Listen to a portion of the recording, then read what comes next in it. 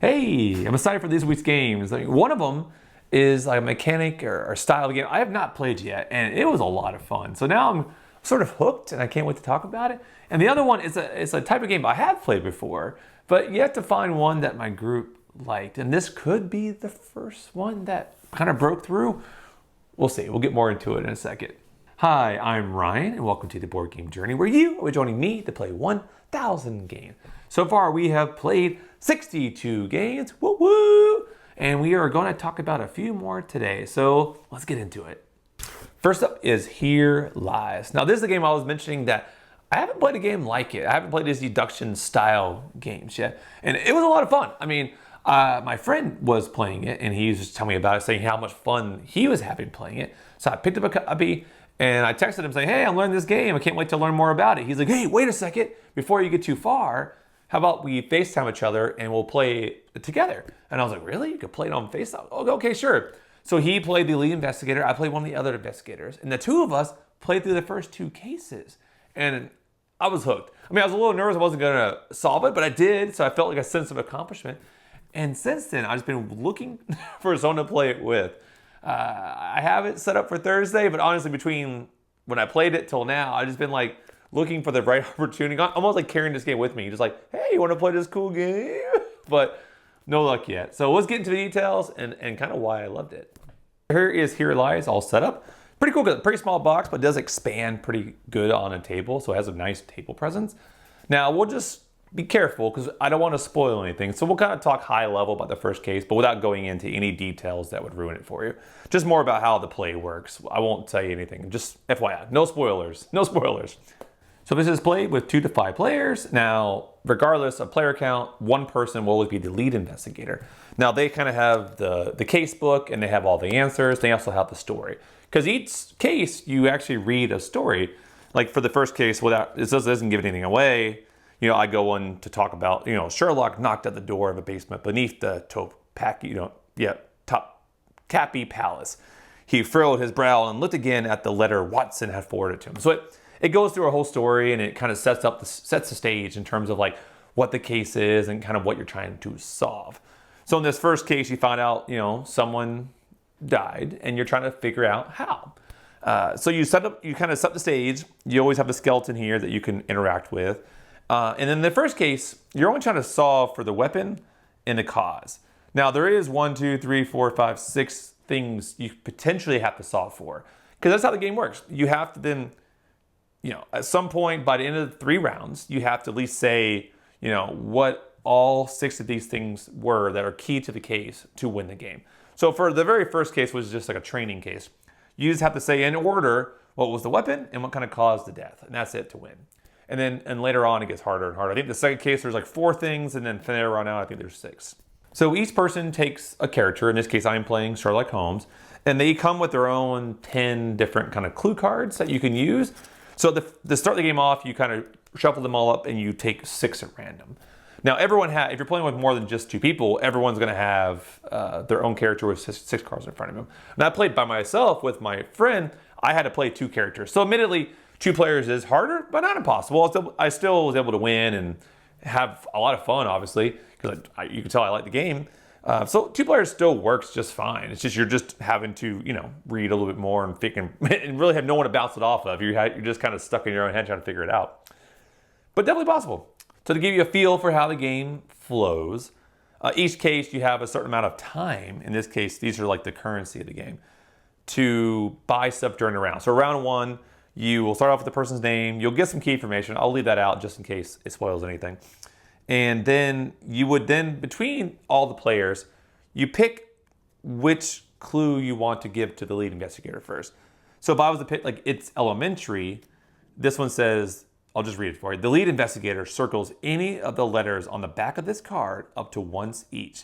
They spell all or part of an underlined word. The investigator places it. So on the back of this card, there is the alphabet. Now what that means is in the case book, the lead investigator can see, what the weapon is, what the cause is. So I'll just make one up. If the weapon was a jackhammer, then, they would go through this card and they would circle all the letters that spell jackhammer. But of course, the issue being, you only circle it once. So with M and A, you only circle it once. So you would have all the letters that does spell a key word. You just don't have all the letters, and you have to figure out, okay, what is that? What am I missing potentially? And that costs 2 times. So that would cost me 2 of my time pieces, and now we only have 2 left. Like for instance, this one right here costs 3, a letter to Watson. I couldn't even do that. It's too expensive. I have, a couple of 1s left. So if I was to use my character, I could then use some of the 1s, but you could also spread out the clues amongst everybody else. So that is the gist. You play up until you kind of get through all your time tokens, and then that's what ends the round. Now, one key thing to realize is you want to talk throughout. You really want to talk out loud with all your people and really start saying theories, because what happens is at the end of the round 1, the lead investigator, he's listening the entire time, and if he hears any of these words said, he can give you a grading for how you're doing. So for instance, we might have mentioned like 10 weapons, but one of them was correct. So then he would put a check mark on the weapon. But let's just say the cause, we were just dancing around it, we didn't quite get it, then he might put like a yellow saying, hey, you're close, but just not quite there yet, right? If we just were so far off and no one really said it yet, then we put a big red X. And that's kind of nice. That way, going into round 2, you kind of know, okay, how am I doing? How am I not doing? Now, this is definitely very helpful when I got to like the next case where there's 4 things. And I could see like, okay, I got 2 green check marks, I got a red. It just helps you focus, okay, are we even on the right path? Because in this game, like most of these, I guess, mystery type games, you're kind of in the dark. You feel like you're not making any progress. But then slowly the fog lifts, you start to see more. And I think having this reassurance really does kind of make you get your confidence and make you feel, okay, we're going to get this. So I mentioned it earlier, but I'll say it again, now that you kind of have a gist for how this game works. This is why I'm kind of excited for this game, because now that I played through 2 cases, yeah, I know the answers. I can't really play them again unless I just, years from now maybe forget. But more, I can play those cases with friends. So it's kind of cool, because if I'm playing with my one buddy and we're constantly playing different cases, well, some games, that's it. You can't never play again. But in this case, I'm the lead investigator. I'm supposed to know all the answers, so it doesn't hurt me. And it's kind of cool because depending on which characters people pick, they have all different kind of clue cards. And then as the lead investigator, you're having to figure out there is no this is how you answer all these cards. No, it's not like that. You have to interpret the best way to give them the clue within the parameters of the game to not ruin the game for them, but also to get them closer to it. And it's fun because I was watching my buddy. You can see he was having a lot of fun because I'm giving things that he only played the case once himself, but it was fun to watch how he would have to ad-lib and be creative and figure out, okay, he's never got this clue before. How can I give him the most help and get him there? And also, remember, they're listening to you the whole time. So if they feel they're dancing on this, they're making this wrong connection, every time you ask them a question, they can use whatever information they have at that point in time to help steer you in the right direction. So I'm also excited to play the lead investigator. So come this Thursday, my buddy and I are going to play. I'm going to try to see if I can get my wife to play. She seemed like she's interested. So I'm really excited to see how this game goes from the other side, playing the lead investigator. I'm curious how that goes over. I feel like I'm going to love it. Next up is Beast. Now, historically, this type of game hasn't gone too well in my group because it's cooperative. Now, cooperative games, I don't know, my wider group, like my family, they typically like competitive games. They want to have a winner. But I did play this game with my buddy. We played twice to show you. We actually played twice. Some games you play once and you're like, nah, it's not for me. This game we played it once. We realized on accident we played the hardest setting. So we went back and played a beginner setting and we did much better. We actually won. I say won this way because, I don't know, I feel like a couple times maybe we communicated a little too much. But for the most part, we play fair. We play fair. Now, Beast is a game I picked up at Gen Con. My first play of it, I don't think it went too well. It's just, I think we were taught wrong. We missing a couple rules. But the puzzle was still interesting enough that I picked up a copy to bring home. I don't know, just felt like a puzzle I wanted to solve. And that's what I think about this game is interesting to me. Is I'm not 100% drawn to it because I'm not myself a big cooperative fan. But I did play with my buddy and it was fun. So it's weird. I had fun, but I'm not I wanted to play it. So I guess maybe I'm discovering this journey. You might like a game, but it doesn't mean you are actively looking to play it. But if someone is hey, let's play this game, you're yeah, yeah, I'm down to play that game. I've seen people say that in a review, and I just didn't quite know what that meant. But I think now I get it. I get it with this game. So let's get into it. Let's get into kind of like, what's cool about it. So let's take a closer look at Beast. Now, the game isn't hard, but getting the core concepts taught the first time can be tricky for a couple of reasons. The one thing I know people get stuck on is there's 4 suits: clubs, hearts, spades, diamonds. But there's 2 types of clubs, 2 types of hearts, 2 types of diamonds. There's basically 2 types of all the suits. So there's technically 8 suits in play. Now, sometimes when you say take all the clubs, you mean both types of clubs. And then sometimes when you are restricted, you might be restricted to just one of the 2 clubs. So you can see where lies the problem. It can be confusing the first time you play, or a few turns at least. So the big thing to keep in mind is, like, just for instance here, this is a spade, and it has this is a broken spade. So it has like this foiling around it, and you'll see some lines on the cards. This is a broken spade, where this is a normal spade. There's no foiling and there's no lines. So if this says yeah, these are both spades, but this is a broken, this is a mirrored on here. This is a broken spade and this is a regular spade. So the suits are potentially confusing depending on who you're playing with. So just something to keep in mind. My buddy, after a couple times, definitely got it right away. But I can see certain people, in my extended family, they might be like, I don't know, right? They're already hard time figuring what clubs are, let alone there's 2 clubs. But I have confidence. They'll be fine. I should mention the main goal of Beast is to get rid of all the cards out of everyone's hands and all the cards out of the whole deck. Now, this deck seems pretty thick, but it goes pretty quick because sometimes you're laying down 2, 3, sometimes 4 cards at a time. So, you're drawing up fast and it can go pretty smooth. So to break down the main player area here, this is the hundreds, the tens, and the ones. What this all means is essentially each turn you are trying to create a bigger and bigger number. And then there's sometimes where you can clear cards that might temporarily lower their number, but essentially you're always trying to go higher and higher on the numbers. Let's just give an example of what I mean by that. On your turn, you have to pick one of the suits and play all of them, regardless if they're broken or unbroken. So in this case, looking at my hand, just for example's sake, I will choose clubs, just because I only have one of them, and it's a broken one, but it doesn't matter. Now I'll place this here. In itself, that doesn't really mean much, but I basically made 1, because 0, 0, 1, I made 1 if you're reading this in the right order.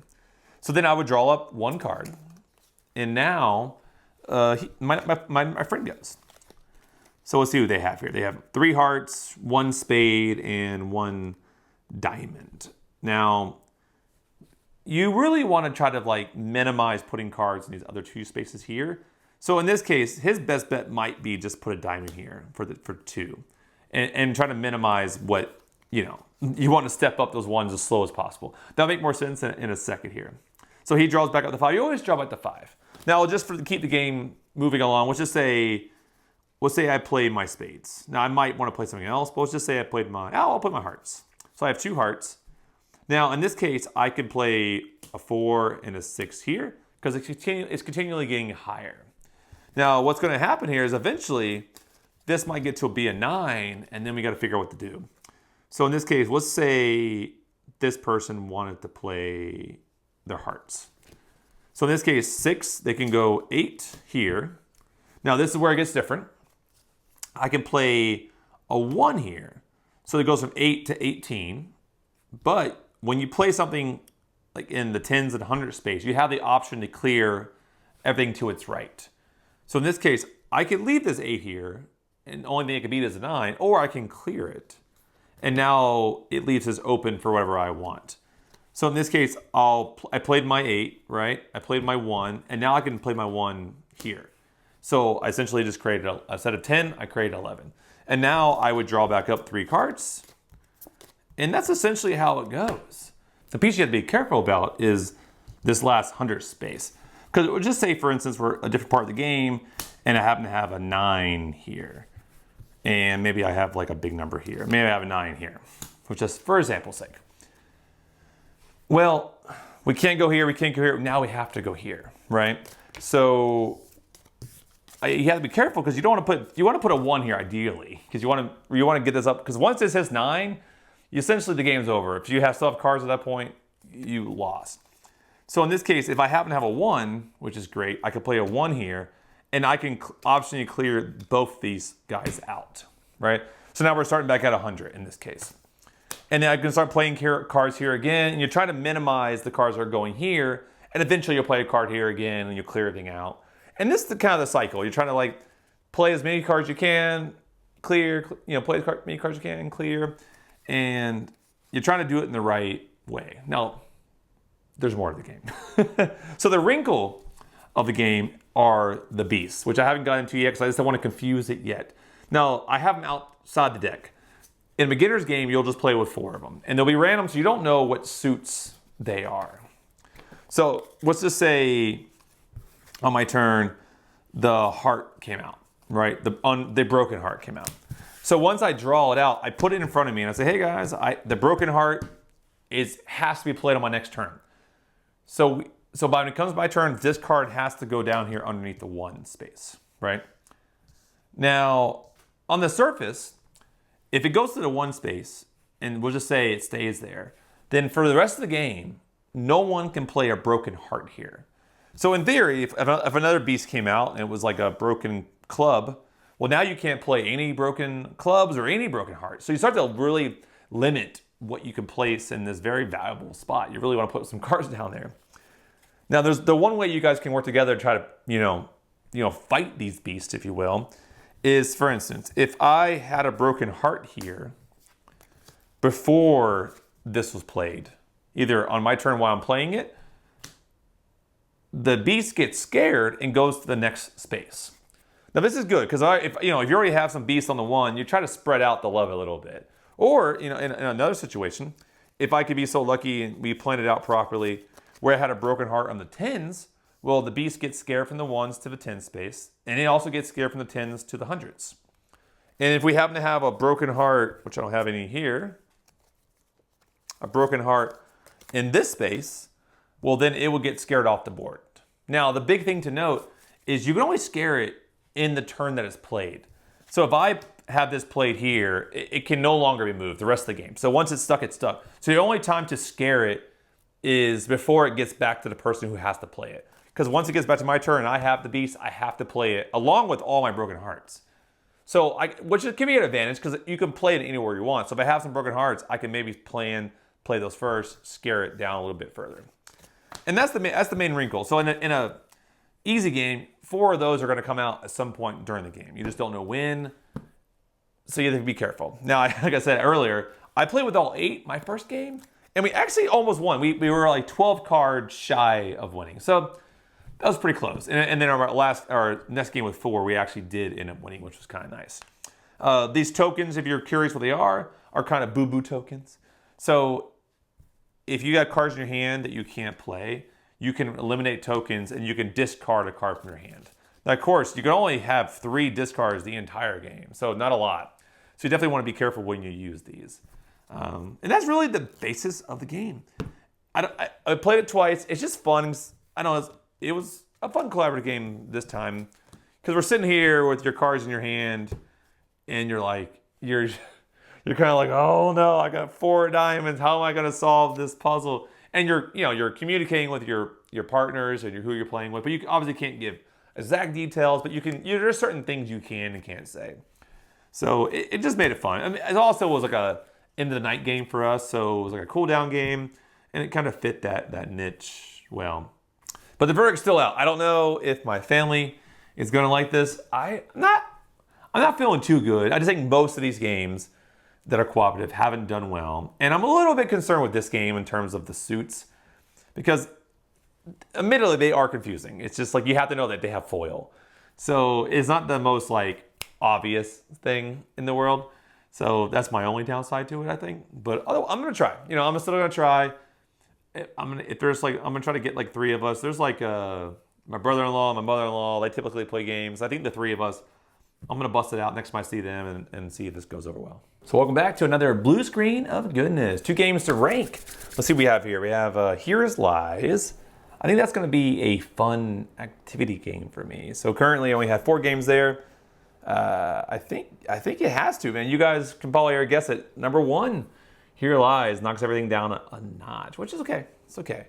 And then for Beast, I mean, a lot of buckets I could put it. I think I'm just going to go with family games. I think right now makes the most sense. I need to play with my family, so I'm putting it at 5 for now, just under Garlings. Once I play with the family, I'll see kind of where the official ranking is. But yeah, we'll see where that ends up. So thanks again. It was a lot of fun. I mean, different games. I love playing different genres of games, and Here Lies was my big surprise of this week. I'll be curious to see what next week's surprise is. So if you want to find out, hit subscribe, follow, all that good stuff, and I'll see you in the next video.